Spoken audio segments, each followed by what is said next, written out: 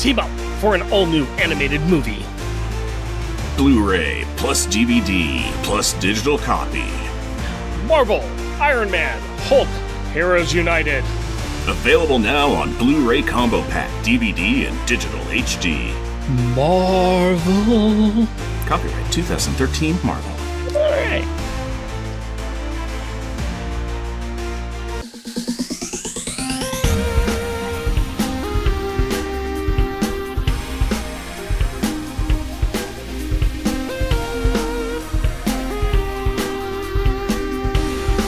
Welcome, dear listener, to our podcast. Jeff and Rick present Unpacking the Power of Power Pack, where we journey through each issue of comics that include a member of the most underrated Marvel series from the 80s while drinking beer. Analyzing awesome and amazing adjacent adolescent adventures and absorbing alcohol. I'm Jeff. And I am Rick. In the movie The Dirty Dozen, the team memorizes their battle sequences through the use of random banter. Random banter time, buddy. Talk to me, tell me tall tales and tantalizing tidbits of trivia today. Models?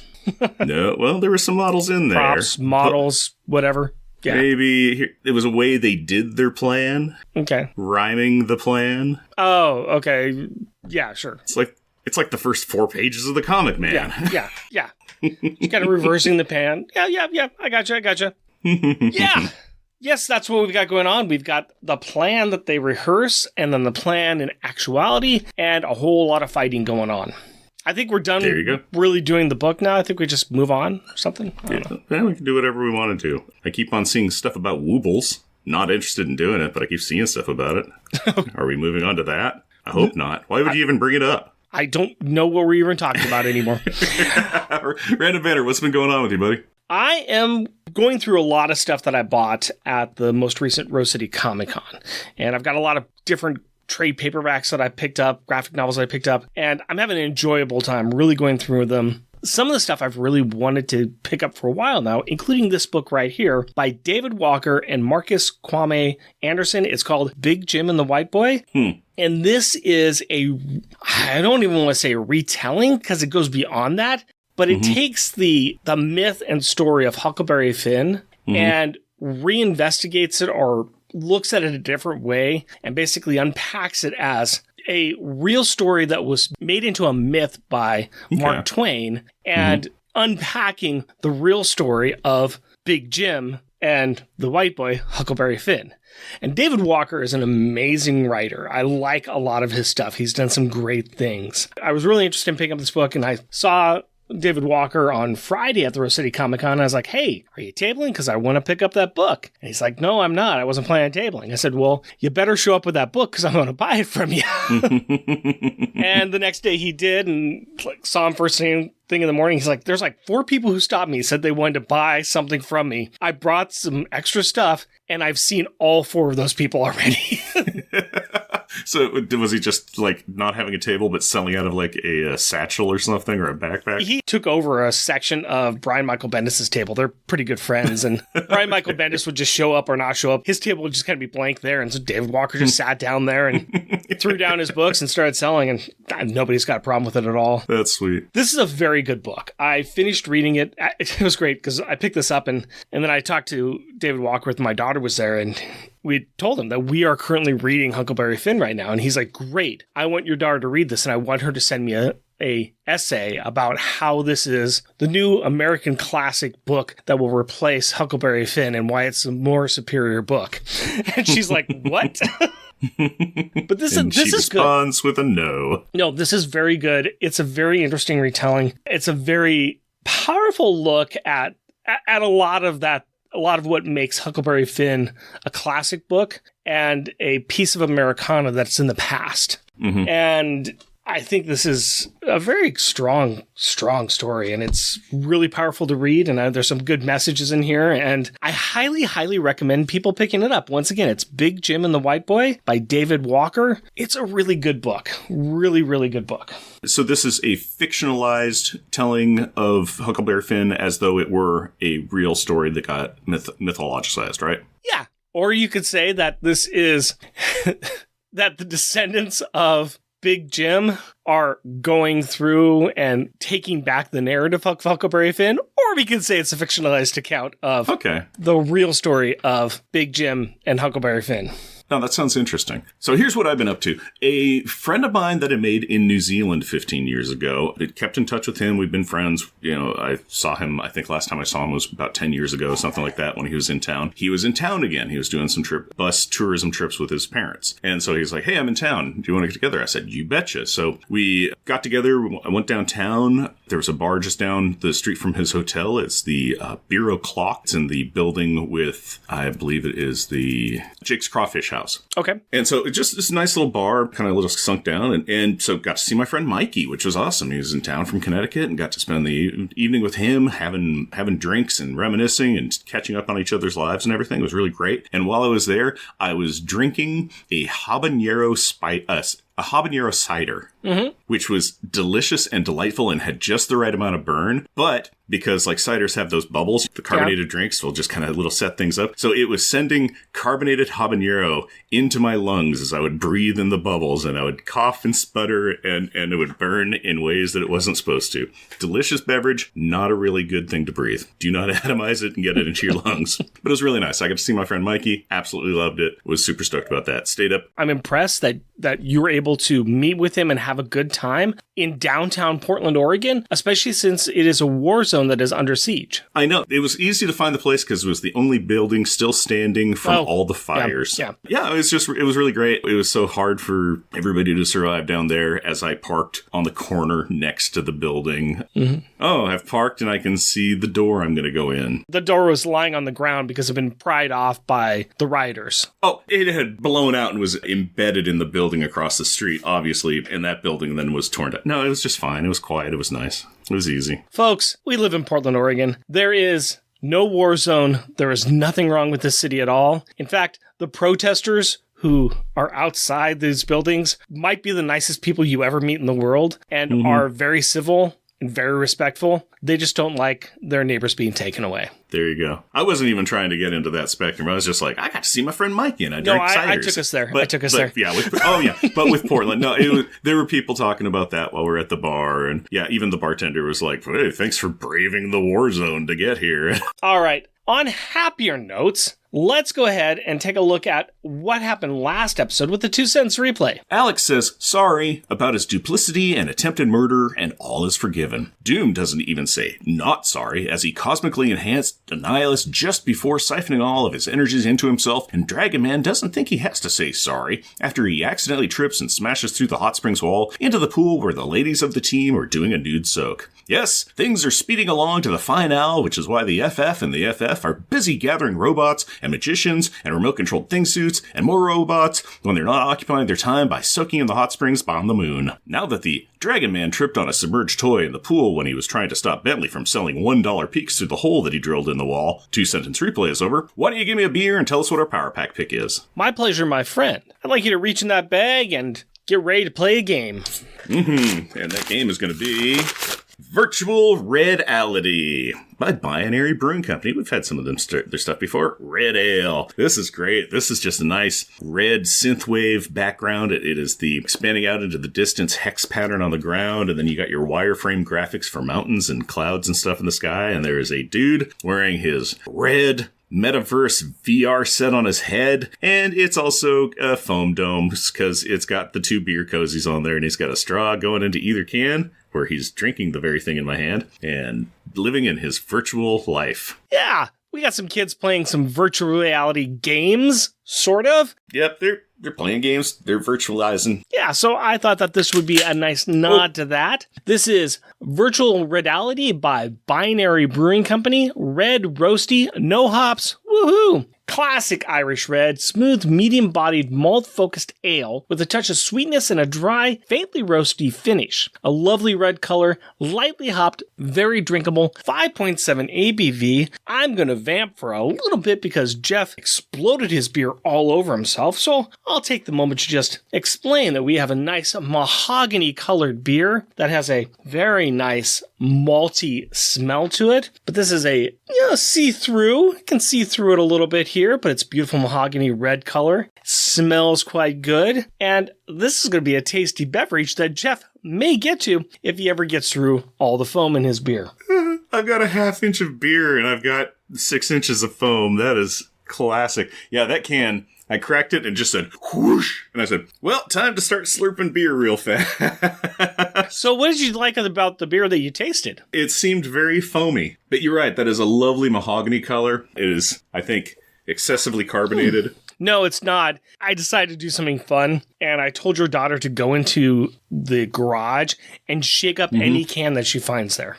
Oh, that would explain everything. Yeah. Everything. It explains everything. Oh, that is a delightful flavor on that, though. Yes, It's really mild. It's really nice. It's very nice. It's very smooth. It does have that nice little touch of sweetness, but as it says, dry, faintly roasty finish. It really disappears after it hits your tongue, which is quite nice. I like story time on it. It's talking about it's a classic red ale, and it's also so real you'll swear you're actually drinking it. Yeah. And it has a little stat bar on that, like it's a character with 1 hops and 1 bitter and a bunch of malt and a maxed out reality. So that's great. That's fun. I think this is really, really good. See what I did there?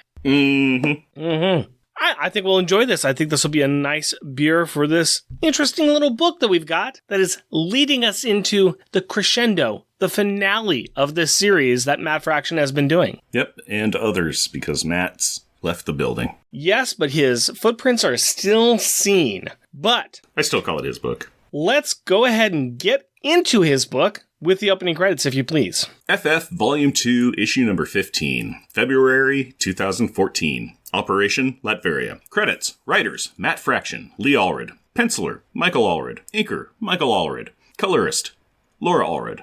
Letterer, Clayton Cowles. Editor, Tom Brevoort. Featuring Ant-Man, Medusa, Miss Thing, She-Hulk, Bentley 23, Leech, Artie, Onime, Ahura, Luna, Turg, Tong, Kor, Mick, Wu, Alex Power, Dragon Man, and Adolf Impossible. An hour before the end of the last issue, the combined forces of good were playing a very complex game of HeroClix on the blue area of the moon in the hidden abode of Watu the Watcher. Even though I have been given a massive collection of figurines which I proudly display, I have never actually played the game. I haven't either, except for that one time at an Origins convention in Columbus, Ohio, and then WizKids founder Jordan Weissman mailed me a complete Marvel's Infinity Challenge set.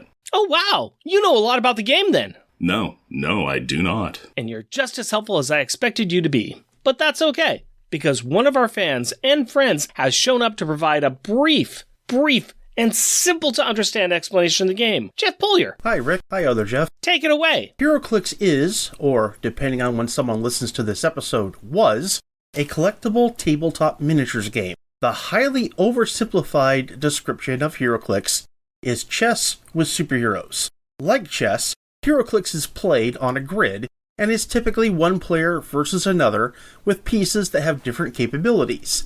That's about where the similarities stop. The HeroClix figures themselves generally have 6 combat stats, 2 that don't change, and 4 that may change as the game progresses. The 2 that don't change are range, how distant an opposing character may be in order to be targeted. This stat is 0 for a character that doesn't have a ranged attack, and number of targets, typically 1, but sometimes more. The other 4 stats are speed, attack, defense, and damage.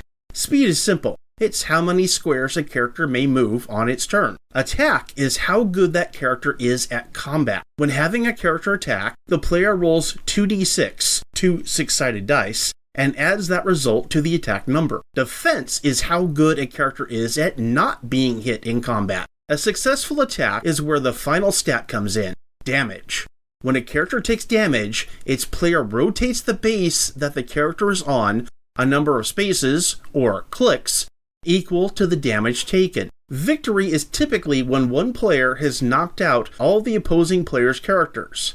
The far majority of HeroClix that have been released have been Marvel-based, with DC in second. Most of the figures shown in this issue were based on actual sculpts that had been used for various Marvel figures. Keep in mind, what I just said is the short version of how this game is played. That is way more information than I needed. And I'm pretty sure that the FFs are not playing HeroClix, but just using the figures to represent themselves in their plan for the coming battle. Well, Jeff, generally speaking, I don't think HeroClix figures should be used in the plotting of a crime. But I'd make an exception for plots that are technically illegal, but morally justifiable. Okay, looks like someone played at a stricter venue than I did. Thanks for stopping by, Jeff. Thank you. No problem. I'm glad to help, even if I don't actually play the game anymore. Moving on, Scott completely voids the warranty or whatever on this set of game pieces by running the entire cohort through the complex dance that is about to happen. Luckily, he understands the attention span of his audience, and he has seen numerous con movies before. And he is a convict, so he's made it simple. This is the breakdown. 1. Thing suits do stuff. 2. The big blue sentry does stuff. 3. Android heroes go nuts. 4. Old man Johnny joins the 3 Fantastic Ladies for a doorbuster. 5. Power parents pass peril. 6. Magic time. 7. Break Doom stuff. 8. Disable mind transfers. 9. Doom bots disassemble. 10. Break more of Doom stuff. 11. Break up Doom's team up. 12. Mess up Doom's armor. 13. Boom. That was neat and all, but we will get a more detailed plan as we go, right? Sure thing, little buddy. And speaking of which, let's move forward an hour and switch locations to Latveria, where the forecast is called for an invasion of thing suits and a light precipitation of android heroes and a Kree sentinel. Point 1 to 3 are well underway as the mess of androids and robots cause destruction and chaos to this poor provincial town. Good morning, Belle. Yeah, that baker with those old Latvian bread and rolls. Every morning he tries to sell them, but now they're being trampled by a thing. It can happen. Back on the blue area of the moon, we see the kids being kids, playing video games in a room filled with TVs. But this is not a game. This is reality. And they are controlling some of the machines causing the damage. But, in a fun way. Right. They have been split into 2 teams, Team Sun Tzu and Team Caesar. There are also points and an incentive plan for each side if they win. It is all pretty confusing, but we can boil it down to this. Bentley thinks his team is too weak to win, and he is complaining. Not unlike Dr. Doom. He is pretty annoyed that his perfect little village is getting wrecked by a bunch of kids. He is even more annoyed when he finds out his backup redundancies and failsafes have all been hacked, broken, or smashed by his opposition. We have some good sight gags, including a takeoff the old World War II Killer Was Here drawing, replaced with Turg Was Here. The irritation level spikes, and Doom finally just calls for the heads of the power parents to be brought to him on a silver platter. Did you know? Blood tarnishes silver. Don't want to know how you know that. But speaking of Maggie and Jim, they are currently being rescued by Ahura and Alex. Which is going to avoid staining the silver platter. The duo of bros have mined under the prison and picked up the parents, with Alex safely lowering them through the new hole. It is a fact that as of right now, the power parents know about his powers. He could say that they were Ahura's powers and he was just along for the ride. Blast these dang empowered incongruities! Maybe this will make you feel better before it doesn't. They do leave Ravona to rot in her cell at Alex's prompting, but she quickly frees herself. Back at ground control, Sun Tzu and Caesar have turned a conversation over the best tactics to use for the kids into a full-out debate of which of these 2 elder statesmen is the best. But that's okay, because according to the scroll at the bottom of the pages, the good robots are beating up the Doombots just fine without them. Additionally, Bentley has his own way of motivating his fellow teammates. The gamer's power diet of Mountain Dupe, threats of releasing peachy drawings of crushes, and playing the strengths of what the kids like. And with the cry of, Melroy Jenkins! Buttons are smashed and robots start falling. Bentley finds the thing robot that he is controlling to be a bit, one note. He needs a more powerful character. So he tags out his thing suit with an Iron Man android and starts to really handblast some fools. Meanwhile, Dragon Man and Decor the Magician are in charge of dismantling defenses. While the Purple Dragon is hacking down the mechanical parts, the time-displaced Magician is quickly taking apart Dr. Doom's laughable magical wards. Now, hang on. I know that Doom is not top-tier magic user at this point, but how can this rando from the 1940s just dispel Doom's conjurings? Because why not? Plot convenience is the best kind of convenience. Fair enough. What's next? Let's check in with the Antastic Four. Actually, we need a modifier. Instead of Scott, the ladies are hanging out with Old Man John, so Flame-tastic Four? 3 women and a crazy man-tastic Four? How about the Jerk and the Wonder Women? Ooh, that works. To enter the fight, John and Darla spout off familiar catchphrases and She-Hulk calls the Avengers to assemble, because she was mistaken about what team she was on. Also, John flies off to do his own thing, which is to attack Doom on his own. And that's all okay, because the three women find Doom's cosmic power siphon harness and attach it to the Miss Thing suit in preparation for the next part of the plan. Meanwhile in New York City, Home of the Fighting Inhumans. a massive wild goose chase is occurring as Black Bolt and Triton show up at the Latvian embassy to have a chat about some missing members of the royal court.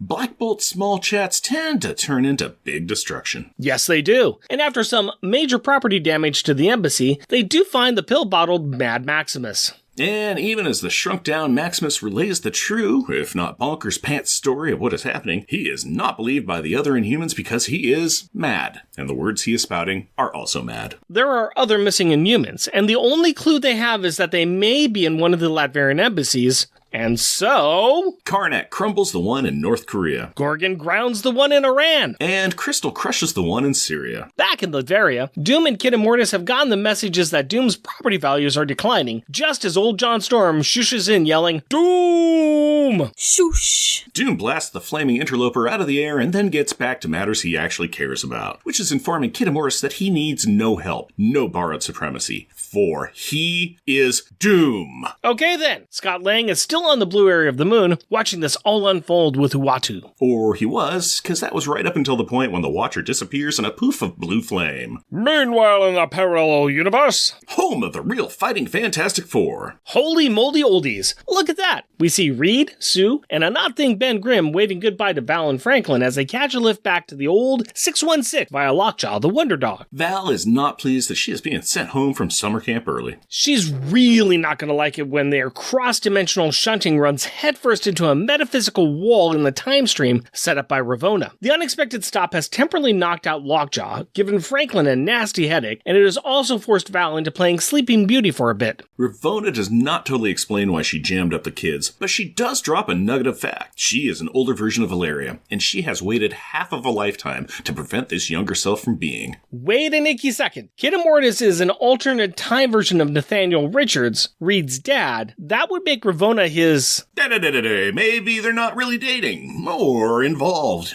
You know what? Yeah, let's just hide our heads underneath that pillow and keep that there for now. Sure, Janet. Meanwhile, back in Latveria... Home of the fighting creepy grandpa. No, Rick, I told you, we are not doing that. Doom is confronting Uatu, who has just popped in with some of the Council of Dooms to watch Doom Prime get a whooping by an ant and a bunch of kids. Kid and Mortis sees the appearance of the Watcher as another sign for Doom to ascend the annihilating conqueror. Doom is still pretty lukewarm on this corporate merger, but Immortus decides a hostile approach will work. Grabbing Doom, who has sewn Annihilus's control rod into his armor, Immortus does some time mumbo-jumbo and levels up Dr. Doom by forcing the merger without Doom's consent. But Doom being Doom, he rejects the triumvirate cooperation and just takes the power, because he's Doom. Speaking of which, he then turns on the Choir of Dooms and revokes their Doom passes. Then he wraps up Annihilus and Kid and Mortis in a cloud of pain. Then he... Zrak.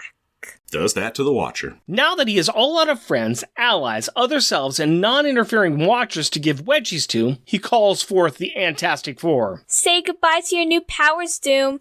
Time to drain the swamp. Darla really needs to workshop that battle cry. Never mind, punchy time and stuff. More like distraction and focus time. Darla's Thing suit has the cosmic siphon contraption built onto it, kind of like a portable defibrillator. And with Medusa and She-Hulk holding back Doom's arms, Miss Thing gives a big power-draining jolt to the leader of Latveria. Whoosh. Doom is still standing, while everyone else has fallen, but he seems to be missing that newfound omnipotence. If he can just get to the device, he can return his firmament-shaking powers. But that's going to be hard, because now that the cave is filled with the unconscious bodies of everyone else, Ant-Man pops up, and he's ready to finish the fight. And I'm ready to finish this issue by looking at the beginning of the issue, because it's themes of the issue, and we're talking about the cover credits. And once again, I'm looking at my pretty cover, which has got Matt Fraction and Mike and Laura Allred's signatures on it, but that's just my cool cover. On the cover we got here, we see the FF symbol with a purple background, and we see Doom standing triumphant over the fallen bodies of She-Hulk, Miss Thing, Medusa, Annihilus. And we have little tiny Ant-Man standing on She-Hulk's biceps. That's right, and he's got his fist up, his tiny little wee fist ready to fight Doom. And Doom is awesome because he's surrounded by that good old-fashioned Kirby crackle. Yes. Man, he's got that power cosmic rolling. I like this cover. I think that this is a very, very good cover. I say that, and then I'm like, but as I push my glasses forward, I think that it's zoomed in just a little too much. I think that it would be kind of cool if there was just panned back a little bit more and we saw more of the outline of the cave. Yeah. Because everybody is right there. Like, just everybody's right there in front of you. And it just seems like we've focused in a little too much. It's a little too cramped. Yeah. Yeah, it is a little cramped. It is awesome, though. It is very predominantly accurate for the comic. Because there's like a panel that has that, except with more people, and also a non-power cosmic Doom at that stage. But yeah, it's cool. It's great. I like it. It's neat. Doom stands triumphant. This is another one of these covers with, thanks to Medusa's red hair taking up a giant portion of the bottom of the comic, and that her costume's in this dark blue. My funky eyes, where they take the blue and the red, like the red is popping forward and the blue is going all the way back. So like her hair is literally jumping out of the page, and it's kind of creeping me out a little bit. Yeah, I believe that. Well, she's got prehensile hair and it's animated and it's creepy and spooky, and it's supposed to be. This comic cover was designed specifically for you and people like you. Yes. To add to the uncomfortableness of the issue. Having weird eyes that take red and blue and make it automatic 3D, it is a little trippy sometimes. So let's talk about this plan, because that's kind of the beats of the issue. And we're actually introduced to it at the beginning as they play with their little HeroClix figures and kind of go through the plan with everybody. So everybody knows what's going on and that we all know where we need to be and what we need to be doing, because it's very, very important that things happen in order. And this all plays out really good. And really, this is going to be something that plays out not only in this issue, but we see the results in the next issue, which is the final issue of this run. And you see kind of the reasoning behind doing some of the things as well. Of course, the simple parts, when the distractions are all happening, Alex and her are going in and saving the Power Parents. It's important, but it's kind of not part of the bigger plan. It's just something that needs to be done. But there's all the little things that are going on that may seem inconsequential, but lead up to the culmination of making sure Doom has got the powers and then have the powers stripped away with all of his other powers as well. Yep, and it's all happening concurrently, so where he's like, do this thing, and they're like, we can't. Well, then do that thing. Well, we can't. Well, do this other thing. We can't, because they're all happening. So it gives everybody something to do and everybody a chance to shine as they succeed at their mission. But also, this is rewritten, but directly lifted from Dirty Dozen, because when they're doing their plan, they've got a 17-step plan, and they're doing rhyming scheme with it. 1, send in the suits for console game fun. 2, enter the sentry, big and blue. 3, so it's just, everything's doing rhyme. Some of the rhymes are pretty tenuous, like 6 and hex don't work. There's a couple that are pretty messy, but they even have a thing in the Dirty Dozen where it's just like, where's Donald Duck going to be? Donald Duck's going to be up the road with a machine gun. Yeah, and he better be awake, otherwise we're all dead. Old John in this one is like, where's the ant going to be? Ant's going to come and finish the fight. Yeah, you better all, otherwise we're all in deep doo-doo. So it's just like, it is the Dirty Dozen. It is great. The stuff that the Allreds have just picked up and like dropped into their comic is just like, man, I'm grokking your vibe. You've got it going on. There's a lot of pop culture references that they do drop in, and it's kind of a bit of part of the scene. We've seen it throughout the entire run, and I do believe that's really the Allreds' contribution to it as well. Not to say that Bat Fraction doesn't have that same bone in his body, but I feel like Allreds kind of push him to do those kind of things. Like, hey, this is how we can do that, and let's make that work in there somehow. Yeah, it is pushing some references really deeply. It is fantastic. Yeah. Like I said, the plan and seeing it work out, it's kind of fun to see in the comic. How are they going to make this all work out? How are the kids going to really do it? Well, the kids are playing video games, and basically when they're making a game out of it, they got Doombots that they're crashing with a bunch of these androids and thing replicas. And you've got the Fantastic Four going in and they're making their own little contributions to the chaos as well. And then they also, as part of it, utilize the Inhumans and have them running around. Whether they know it or not, they're actually participating in this by going and destroying a bunch of the Doom's backups. So, again, all the areas that he could mentally escape to, breaking his brain transfer devices and all the things that he can transfer his brain into in his embassies around the world, because there's some inhuman royalty is missing, and we have heard that they're somewhere here. So we're going to go through and smash it all up. So yeah, it's great. Yeah. So let's talk about the really awkward thing here, that Ravonna as a version of Val. What'd you think about that? When you start thinking about, like, Kid Immortus is a alt-reality grandpa of hers, it is very, very disturbing, and especially since everything that I've read about Ravonna is that she travels with Kid Immortus, Kang, every once in a while, and is like a partner and a girlfriend and a lover and all sorts of things, and it is fairly... Start thinking about that, and you're like, ooh, this is really wrong in a lot of different ways. But I could also see Val doing that kind of thing to prevent that kind of thing from happening, where she's like, just so driven by logic that she's like, this is the steps that I need to take to prevent this from happening, and I will do those. Because there's also the aspect, too, that Ravonna is a unique character where this is the only instance where she exists. Right. And it seems like she is trying to make it so that it can create a zero existence of herself. And there is the piece, too, that Kid Immortus is Nathaniel Richards, but it's not the Nate Richards of 616, who is Val's grandfather. He is from another reality, where he's not necessarily Reed's father or her grandfather, and that he might not become that, and she's also not from that same reality either. So there's a lot of there's been other books where they've kind of done things like this as well, and it's not like they're pushing the romance effort of it. It's just that Doom, a version of Doom, has utilized Ravonna, to be genetically engineered to help control or interfere with Immortus at a certain point. So a lot more of this comes out next issue as well, but it's there's weirdness that abounds on this. Yeah, it's a lot. There's a lot going on there. Anytime we start dealing with time travel and Immortus... Yeah, and alt realities and everything. And Kang the Conqueror, and it's a lot. Everything goes off the we're rails. talking Iron Lad, Rama Tut, the Scarlet Centurion, Kang the Conqueror, Immortus. Yeah, those are all different entities that it says, please refer to these different ones off of Kid Immortus. So they're all connected, but they're all different. They're even more different than the Council of Dooms. It's just ridiculous. I think in more recent times, Kang keeps on involuntarily appearing in front of Doom in a series of comics where he's just like, it's like, oh, you're back again. He's like, yeah, I don't know why this is happening. It might be that we're related somehow. It's like, maybe I'm a future descendant of yours. Time travel spaghetti. Yes. Alt reality time travel spaghetti. It is just everywhere. Yeah. Speaking of Doom, this is a point where Doom, being the solo godlike character, starts turning on everybody. Now, realistically, if he is going to be the perfect conqueror, then having the combined powers of Immortus and Annihilus and Doom combining together, it is a frightening aspect. It is a frightening thought.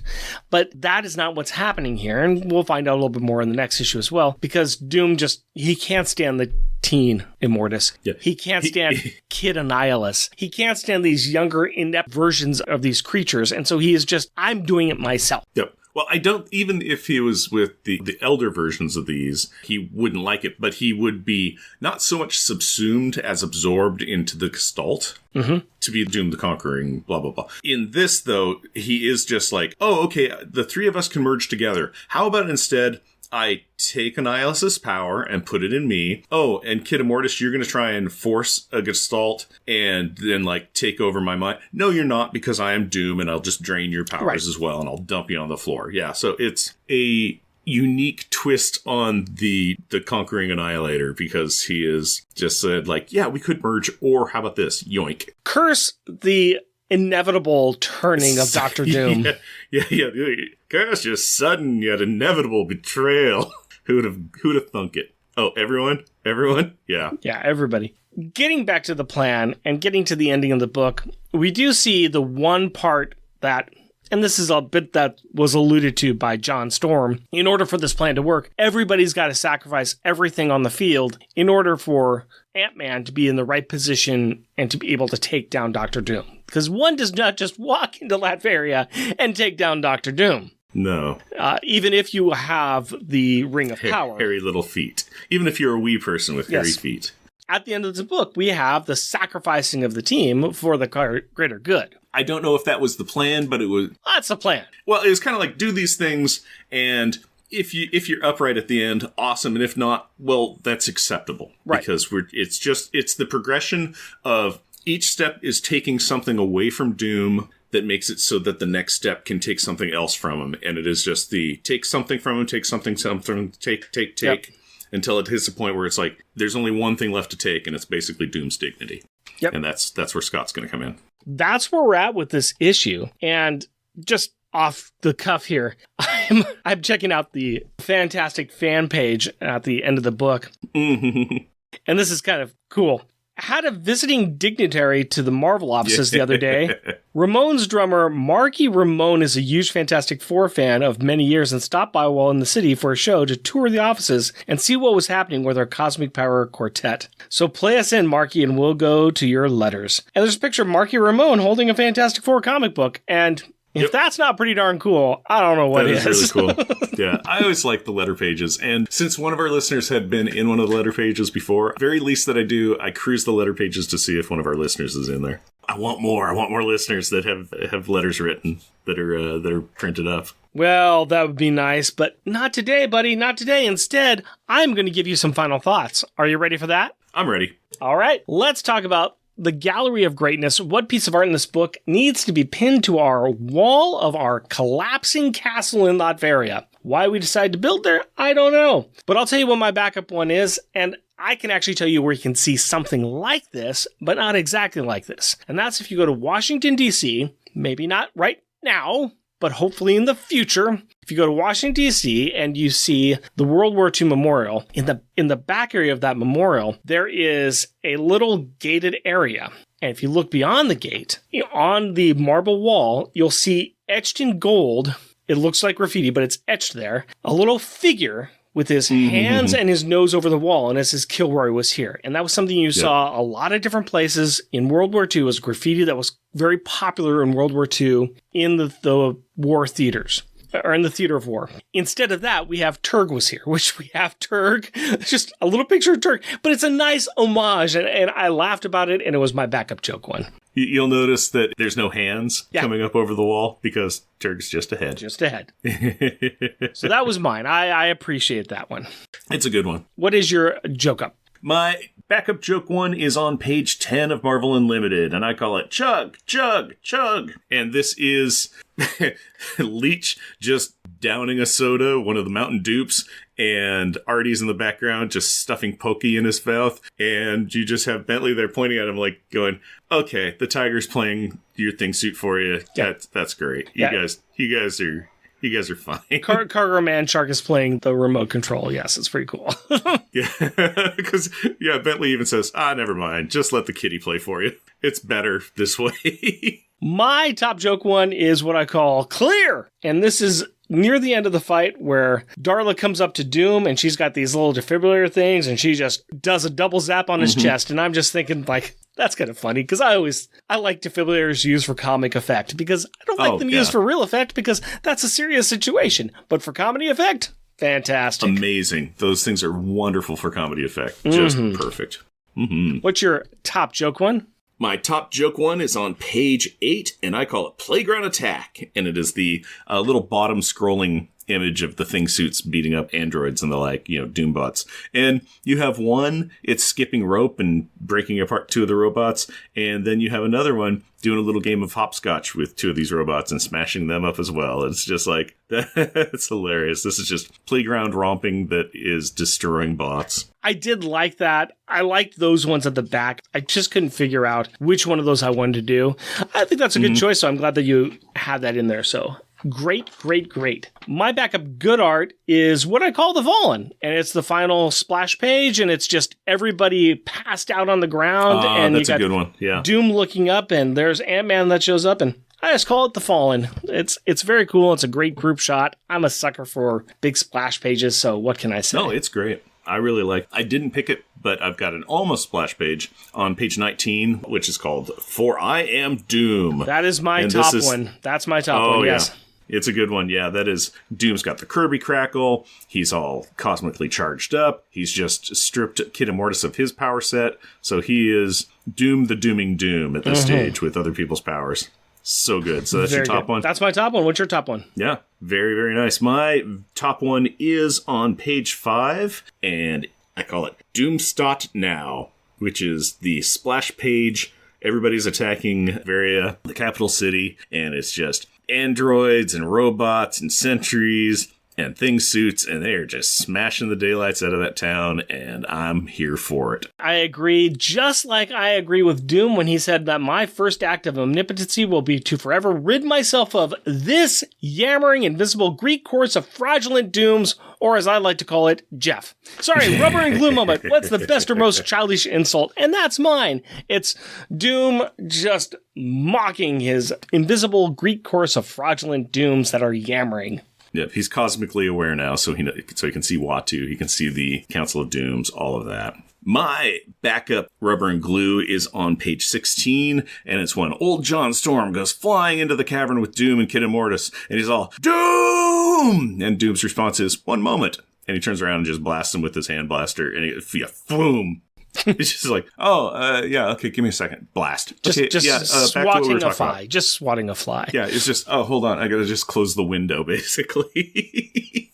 My top one is Doom to Kid Immortus. Whelp, did you think a nose-wet stripling like yourself could possibly subsume Doom's very concept of self? Mm-hmm. I mean, if that's just not a whole bunch of childish insults and nose-wet stripling like yourself, Whelp. Love it. There's some good ones. I know Doom at one point goes, you Claude. Yes. There's a lot of those. There's a jerk or two in there. It's just wonderful. I did not pick those. I picked on page 12 where Dragon Man is asking Decor what his magic status is, and Decor, while he's casting a spell, is like, ha! I thought you said this Doom was a mighty sorcerer. He's nothing but a dabbler, a dilettante. Doom's magic is all flash and show and illusion. It only looks powerful. Yeah. Getting slapped around by a 1940s magician? Boy, how is Doom ever going to recover from that? I know. Well, Decor is so popular that he was in 8 different comics, and one of those was the Mahatmu.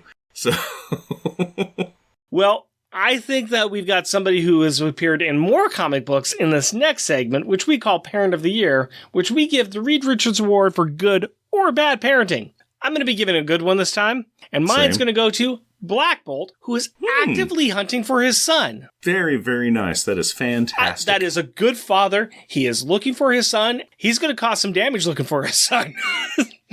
He went through and wrecked some stuff. I was trying to figure out who the best parent was, and then I realized Jim and Maggie were in this comic, so I had to default give it to them. Are they good or bad parents since they are being... They're great parents. They just are the best parents in the Marvel Universe. I'm going to say that they are good parents, but as far as good parenting right now, I guess the good parenting they did is they didn't die on their child. They didn't die, and they gave Alex something to rescue. And boy, he did it. They are proud parents of their child who has succeeded. We have the fridging of the parents is what we have here. Okay. All right, let's get to popular and shunned. Identify the character who was the best and the worst in this issue. Who is your worst? I'm going to give it to old John. Me too. Yeah, he got that crazy eye and he flew off and he just got himself swatted immediately. See if you can put together where I got this entire idea for my statement on John Storm. Old John Storm, you are the Leroy Jenkins of this fight. Yes, he is. He's not the one who said it. He's not the one who said it, but he's the one who did it. Yep.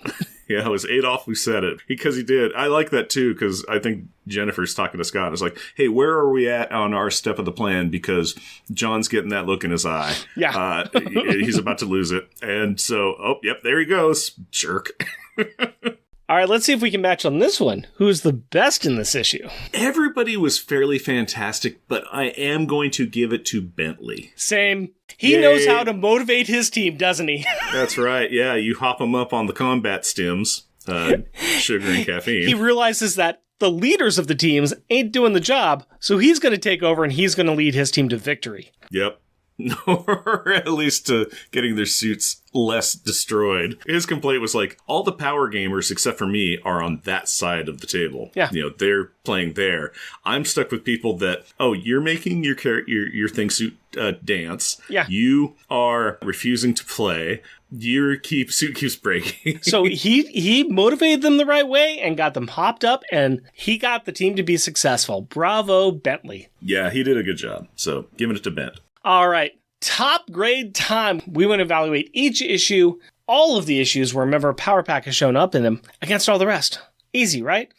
Of course it's easy. Of course it's easy. I can't even explain it right, but we got 97 things on this list that we have to try to organize now. And that's everything from the social media disaster of Inhumanity the Awakening at the bottom, all the way into the middle, about 67 of Fantastic Four number 607, Inert. Well, that's where they visit Wakanda and are attacked by skeletons. And then close to the top were FF number 19, Safari, where the kids meet Oname. And then the top, of course, Fantastic Four 588, A Month of Mourning. Sad issue, but pretty darn good. Really good issue. How are we liking this one? This is setting up for the finale. It's really wrapping itself together with it. How you feeling? Well, the previous issue, number 14, is in slot 36. And I'm thinking this is better than that. So I would say 36 is our bottom. Yeah, I think that could be true. I think that's true. I think that this is some good setting up, some good discussion in here. There's a lot going on, and by its own... Okay, I think I may have found an area that's feeling right. In spot 24 is issue number 5 of the Future Foundation, which is Spooky Kids Are Merrily Into the Arms of Durga the Invincible We All Go, where old man John freaks out and burns the town down. Above that is Bentley versus the Wizard, where you are whatever you want to be. And that one had a really strong message in that, from Reed to Bentley, and I'm kind of feeling in this area. Yeah, it's kind of funny, because I was looking at the one above that. FF 579, the founding of the Future Foundation, which is what kind of got us here. Yeah, I think somewhere in this area would be good. I think maybe just above the FF number 22, You Are Whatever You Want to Be. Okay, so replacing spot 23, we'll do this one. Yeah. I'm okay with that. It's definitely in this zone, so I'm pretty good with that. All right. Also within the zone, at least the zone of our bellies, is this drink that we are drinking, and that is Binary Brewing Company's Virtual Redality. And how is this treating you now that the foam has settled down? I am liking this beverage quite a little bit. It is got a great flavor to it. It's very easy to drink. It is still frothing up when I take a swig of it, though. That's the only problem that I have, is where I want it to be a little less aerated when I'm drinking it. I want some more fluid in there. Otherwise, great taste, great beverage. Really enjoying it. That's your problem, because I got a flat beverage on mine at this point in time. I still enjoy this. I think this is a nice, enjoyable beer. It's nice to have something that doesn't have a lot of hops in it. So I'm happy about that. I would give this a good 4. It is a red ale, which always feels a little watered down to me, and that would be my only complaint. I agree with you on the 4. That is a thing. I always love the concept of reds. The concept of them, I'm like, I totally am going to like that. And any red that I get, for the most part, it always leaves me a little disappointed. This one, again, delicious beverage, really nice. Still, it's a 4. It's a good beverage, but it's a 4.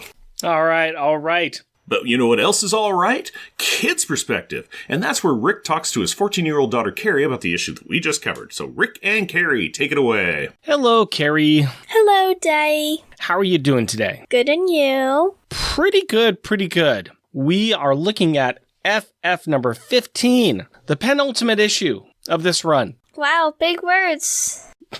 It means... I know what penultimate means. All right, well, I'm sorry. You were acting like you didn't know, so I'm sorry. It's all right.